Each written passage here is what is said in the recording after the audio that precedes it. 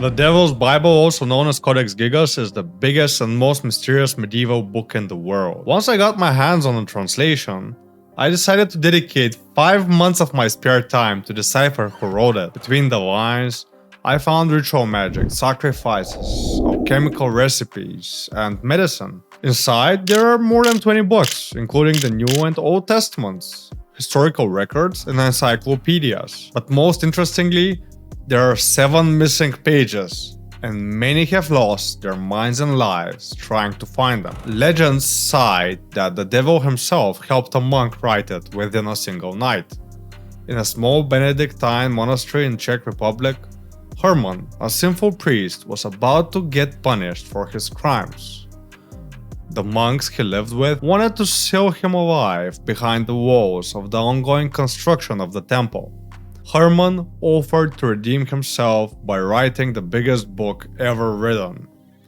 But his sins were so serious that the monks gave him just one night to do it. After the long night passed, in the morning when they opened the cell, he miraculously handed them a 160-pound book enveloped in donkey leather. It was massive and contained both testaments of the Bible word by word, hundreds of incantations and rituals. This was more knowledge than any human could ever know by heart. But that's why I don't buy this story. And 5 months ago, I decided to find out who really wrote the Codex Gigas. To my surprise, not only did I succeed at unveiling the author, I also discovered what happened to the 7 missing pages and what secret they held.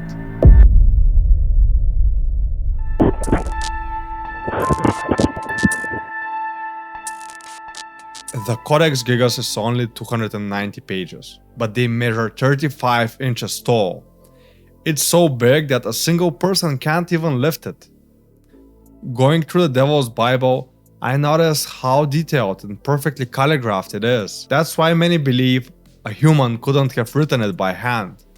It looks supernatural. Yet we know that whoever wrote it finished the book around 1230. It contained the entirety of human knowledge. This is arguably the most important medieval book we've ever found, but officially, we have no idea who wrote it. Scientists from all over the world agree a single person wrote that book. They estimate it would have taken him between 20 and 30 years. But what's shocking is the writer didn't commit a single mistake. Can you imagine? Not a single scribal error while writing 2 million symbols with a quill pen. I've used one of these and I know that's impossible.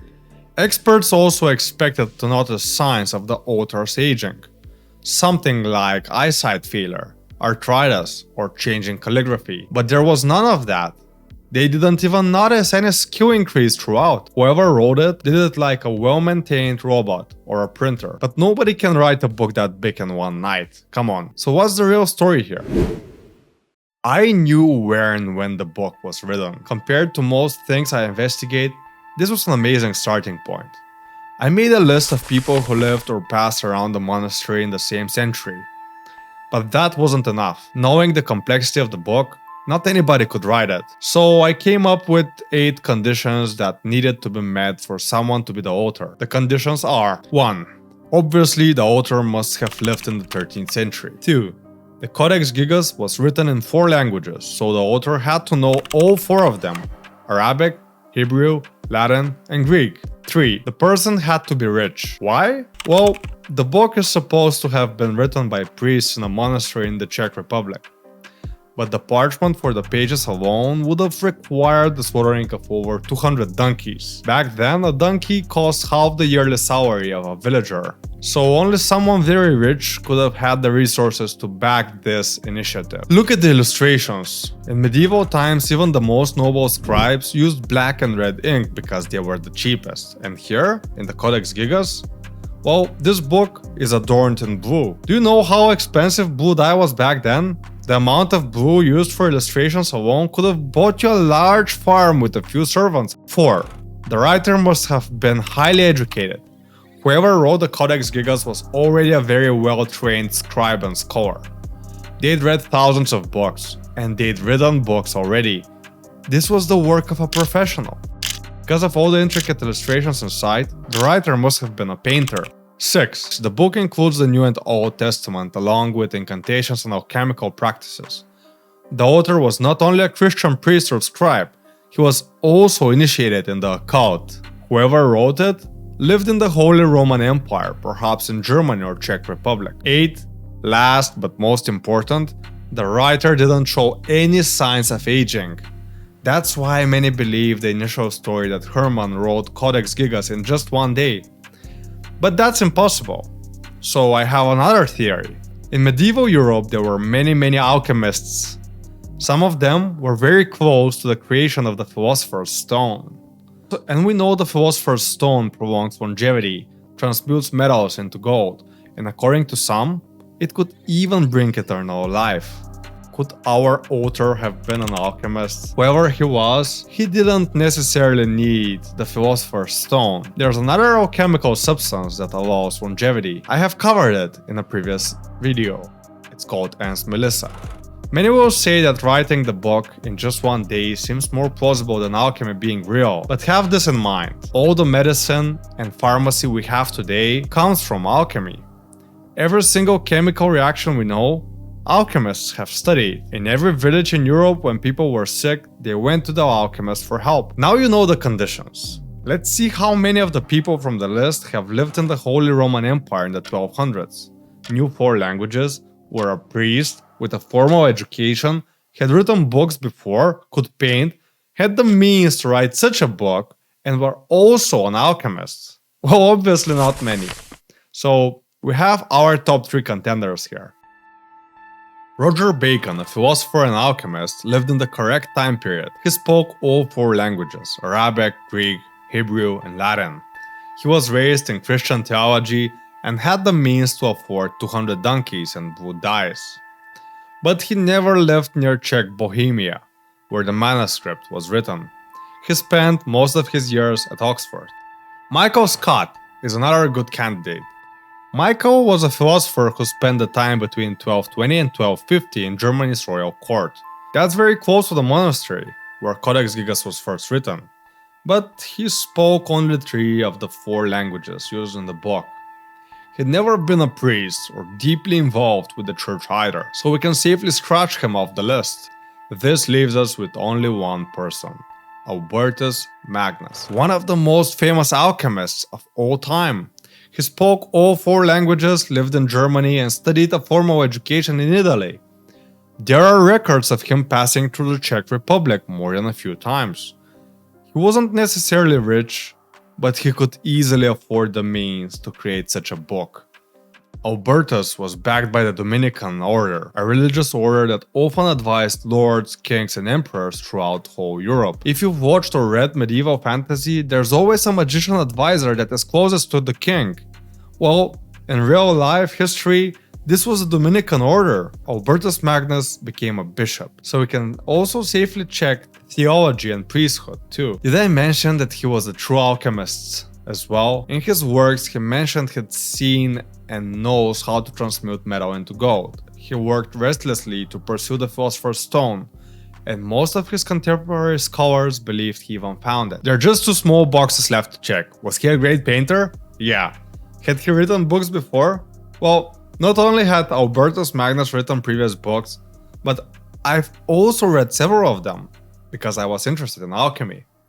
So let's compare the pages that I have and see if the formatting and writing style match. Here's one of Albertus' books in Latin. Notice the blue used for the capital letters? Isn't that the exact same blue used in the decorations of the Devil's Bible, a dye that almost nobody had access to in the 1200s?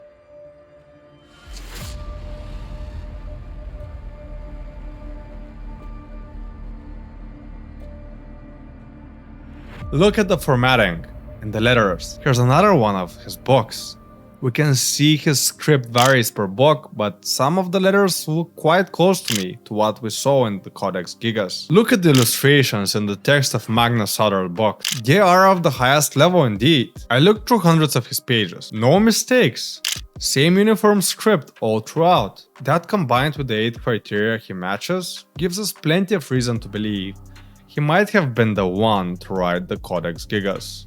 But if Albertus Magnus really wrote the Devil's Bible, then why does the original legend cite a sinful priest named Herman being the author? I looked deeper into that and found out that Albertus Magnus had a younger brother called Henry. Henry followed in the footsteps of his older brother. He too was a priest, but much less prominent and not nearly as smart or well educated. Henry wanted to step out of his brother's shadow. He traveled to Bohemia, where he went into a monastery and changed his name. In the legend, the name of the priest who wrote the book was Herman. I connected the dots here when I found out that Henry and Herman are practically the same name. It's not uncommon for people to change their names when they go into a monastery. It turns out both names Herman and Henry come from ancient Germanic roots, and they mean rich warrior or part of the army. My theory is that Herman, who officially wrote the Codex Gigas in the story, and Albertus Magnus' brother Henry are the same person. Henry was a troubled young man. When he got to the monastery, he couldn't resist his urges for long and sinned. As he was about to get punished, he felt trapped and wrote a letter to his brother for help. Knowing his way around a Christian temple, Albertus Magnus visited the Czech monastery and used his position of High Bishop to save his brother by giving him an impossible task: to write a book within one night. He didn't raise any suspicion and kept relations between the two men a secret. Magnus handed his brother the book in secrecy alongside 5 empty pages that he had to write during that night, the ones confessing to his crimes. That would make everything authentic and everyone would believe them. That's why there are 5 pages in the book that are different. There are 5 pages with distinctive, all capitalized font, and these 5 pages are obviously written by someone less versed than the original author. We can see it. Albertus Magnus probably gave away his life's work to the monastery so that he could save his brother from a certain death. When the morning came and Herman handed the book to the priest, everyone was amazed, and Albertus was long gone into the shadows of the night, riding toward Germany. Herman walked free, and soon after left the monastery to return to his previous sins. Knowing Albertus was perhaps the most knowledgeable alchemist and scholar at the time leads us to the next question. What had he written on the 7 missing pages, and who ripped them apart? As years passed, the Benedictine monastery where the Codex was written fell into poverty. The Devil's Bible was the most expensive possessions these poor monks had, and eventually they were forced to sell it to make ends meet. The very next day after it was sold, the whole monastery burned to the ground. This is an actual place, and these are actual historical events. The things I said about Albertus and his brothers are my personal theory, but this is solid history that actually happened for sure. Once the Codex Gigas reached its new home in Brevnov Monastery, rumors got to Emperor Rudolf II. He was obsessed with magic and the occult, and naturally, the 160-pound leather-strapped book, written in one day by the devil, caught his attention. Rudolf went to great lengths to get a hold of the Devil's Bible, and eventually did it. But it completely ruined his life. He held onto the occult tome for 17 years and tried deciphering a portion of the text, a portion we now know is missing. He became obsessed, locked himself in his chambers with nothing but the book, and read it over and over again, trying to unveil the encoded secrets. Rudolf neglected the state affairs, and his mother forced him to forfeit many lands like Hungary and Austria. He ultimately retained only Bohemia, where the book had been written in the first place. Doing nothing aside from reading, he was dethroned in 1611, and the book was taken away from him in the name of his own health. Just before it was taken, I believe he managed to rip off the 7 pages that interested him the most, the pages that held the secret, the Philosopher's Stone. 1 year after he was dethroned, Rudolf passed away, and the pages were lost forever. In his alchemical works, Magnus briefly mentions not only that he had witnessed metal transmutation into gold, but he also speaks of the Philosopher's Stone. According to a legend, Albertus is said to have discovered the Philosopher's Stone and passed it on to his pupil Thomas Aquinas. Today, the Codex Gigas sits in a museum in Stockholm. I wanna believe my theory sheds some light on this one. I'm certain it's more probable than a priest writing a 300-page tome in one night with the help of the devil. But there are even bigger mysteries out there that remain unsolved. If you've reached this far, please give the video a like for the algorithm and subscribe. And in the meantime, if you haven't watched my Nikola Tesla video, go ahead because it certainly reveals many secrets you probably haven't heard elsewhere.